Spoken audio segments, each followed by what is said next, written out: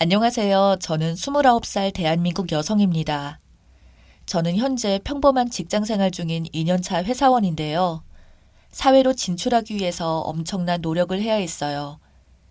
다른 분들도 당연히 엄청난 노력으로 취업에 성공하셨겠지만 저는 다른 케이스로 엄청난 노력을 해야 했거든요. 제가 고등학교 그 유명한 학교폭력 피해자여서요. 평범한 중학교 생활을 기대하고 입학하게 됐던 저는 단 한 명의 주도로 친구들한테 왕따를 당하기 시작했어요. 중학교 때 친구들과 헤어지고 저 혼자 조금 거리가 있는 고등학교에 입학하게 되었고, 당시 내성적인 성격을 가지고 있었던 저는 줄 마지막에서 쭈뼛쭈뼛 있었어요. 한 친구가 와서 먼저 말을 걸어줬어요. 대화 내용은 단순했어요. 혼자 왔어? 이름은 뭐야? 중학교는 어디야? 혼자 왜 이렇게 서 있어? 같이 줄 서자. 이런 식으로 친절하게 대해줬어요. 얼굴도 이쁘게 생겼는데 상냥하게 대해줘서 금방 호감 있다고 느꼈죠. 이렇게 입학식은 잘 마무리되었고 저는 이쁘게 생긴 친구와 친해져서 설레는 마음으로 반으로 이동하게 되었는데, 이동하는 내내 그 친구는 중학교 친구들이 많이 왔는지 지나가는 애들과 인사를 엄청 나누더라고요. 근데 인사를 나눌 때마다 그 친구가 다른 친구들한테 저를 소개시켜주는데 분위기가 조금 이상했어요. 대충 이번에는 걔야? 헐, 축하한다 친구야. 이런 식으로 절 보며 비웃듯이 지나가더군요. 저는 아무것도 모르고 웃으면서 고맙다고 대답했었죠. 반에 도착해서도 그 친구는 제 옆에 앉았어요. 가방을 푸는데 그 친구가 제 가방을 보고 너네 집 잘 사나 봐? 라는 식으로 말하더군요. 저희 집은 지금도 아버지는 사자 직업에 종사하고 계시고 어머니는 교수이세요. 어릴 때는 집에 잘 사는 것에 대해서 딱히 못 느끼고 있다가 이제 저도 돈을 버는 성인이 되니 그 느낌을 알겠더라고요.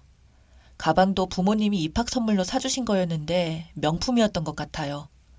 그래서 그때도 우리 집 그냥 그런데 왜? 이렇게 대답했더니 그럼 이 가방은 돈 모아서 산 거야? 라고 묻더군요. 그래서 부모님이 사주셨다고 하니까 우와 인연 말하는 것 좀 봐. 잘 사는 거 맞네. 내숭 떠냐? 이런 식으로 말하더라고요. 그래서 순간 제 귀를 의심했어요. 제가 당황하자 애칭이 입에 착착 감기지 않냐며 웃더라고요. 저도 웃을 수밖에 없었죠. 그렇게 뭔가 불편해도 제 의견을 전혀 이야기하지 못했고 자꾸 지나갔어요. 쉬는 시간마다 그의 친구들이 자리를 둘러싸고 있어서 다른 친구들이 피하더라고요. 가끔 화장실을 가거나 그러면 책상에 낙서해두고 쓰레기 올려놓고 가고 이런 식이었어요. 제가 표정이 안 좋아지면 그 여자애는 에이 친구잖아. 이해해주지 뭘 그러냐? 는 식으로 이야기해서 아무렇지도 않게 넘어갔어요.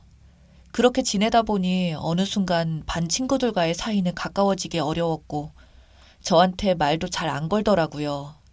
반에서 말 거는 친구는 그 여자일 뿐이었어요. 하지만 그 여자애는 다른 애들이랑도 잘 지내더라고요. 그렇게 그 여자애가 없으면 저는 반에 덩그러니 앉아 있거나 혼자 있는 시간이 많아졌어요. 저는 그때도 뭔가 잘못되고 있는 게 느껴지긴 했지만 그냥 앉아 있었죠. 그런데 시간이 지나면서 점차 제 물건이 없어지더군요. 처음에는 작은 것부터였는데 저는 잃어버린 줄 알고 그냥 넘어간 게 많아서 그때는 뭘 훔쳐가는지 모르고 있었어요. 근데 볼펜도 그냥 잃어버린 줄 알아서 다른 거 쓰고 있으면 그 애가 그걸 쓰고 있고, 필통도 없어져 새로 사면 다음날 제가 잃어버린 거와 똑같은 제품을 쓰고 있더라고요. 그럴 때마다 그 애는 이뻐서 나도 샀는데 똑같은 것이면 안 되냐며 저를 더 이상한 애 취급하더라고요. 그때는 저도 진짜 그냥 이뻐서 샀나 보다 했어요. 그런데 어느 날 체육 수업이 있어서 수업을 듣는데 그 여자아이는 생리기간이라면서 체육 수업을 뺐고 그날 일이 터졌어요. 제 가방이 통째로 없어졌거든요. 결국 그날 찾지도 못하고 그래도 부모님한테 선물 받은 거라 마음이 안 좋아서 울면서 말했더니 부모님이 다른 가방을 사주시긴 했어요. 그런데 일주일이 지나고 그 여자애가 제가 잃어버렸던 거와 똑같은 가방을 메고 왔더라고요. 그때 저는 아, 이제까지 내 물건, 내 가방 훔쳐간 거였구나 싶었어요. 진짜 바보 같았죠. 그래서 이번에는 꼭 이야기를 해야겠다 싶어서 그거 내 가방 아니야? 라고 그랬어요. 그랬더니 아니, 내가 산 건데? 라고 하면서 무슨 소리 하는 거냐는 식이더라고요. 근데 왜 자꾸 내 물건이 없어지고 나면 네가 나랑 똑같은 물건을 사는데? 이제까지 내 물건 다 네가 훔쳐간 거 아니야? 라고 화를 냈죠. 그래도 가방만큼은 저한테 소중한 물건이었기 때문에 내성적인 저도 눈이 좀 뒤집히더라고요. 그랬더니 그 여자애도 이런 반응이 나올 줄 몰랐는지 당황해 하더라고요. 그러면서 도둑년 취급하냐면서 찐따년 놀아줬더니 라면서 저를 막 밀치더라고요. 그때 정신이 벌떡 들더라고요. 나를 가지고 놀고 있었구나. 친구로 여긴 게 아니라 그냥 아무 말 못하니까 데리고 놀렸던 거구나 싶더라고요. 그때 알았어요. 아무도 안 도와줄 거고 외면하겠구나. 그때부터 시작이었습니다. 쉬는 시간마다 그의 친구들이 노골적으로 나를 괴롭히기 시작했고 그 전이랑은 엄청 달라졌어요.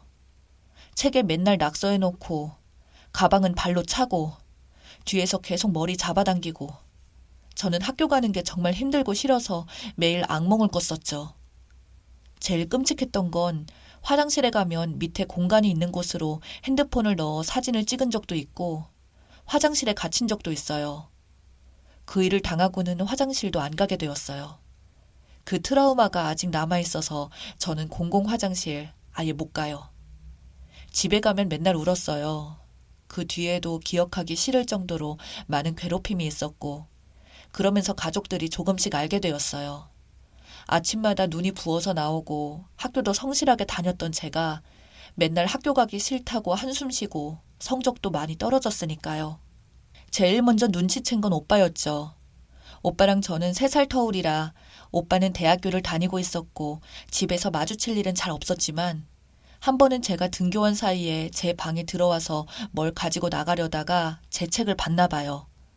책에 욕으로 낙서가 되어 있어서 눈치를 챘던 것 같아요. 그러면서 오빠가 부모님한테 말했고 워낙 바빴던 부모님은 저를 방으로 부르셨고 혹시 학교에서 안 좋은 일이 있냐고 물어보셨죠. 저는 아무 말 없이 학교 그만두면 안 되겠냐고 물었고요.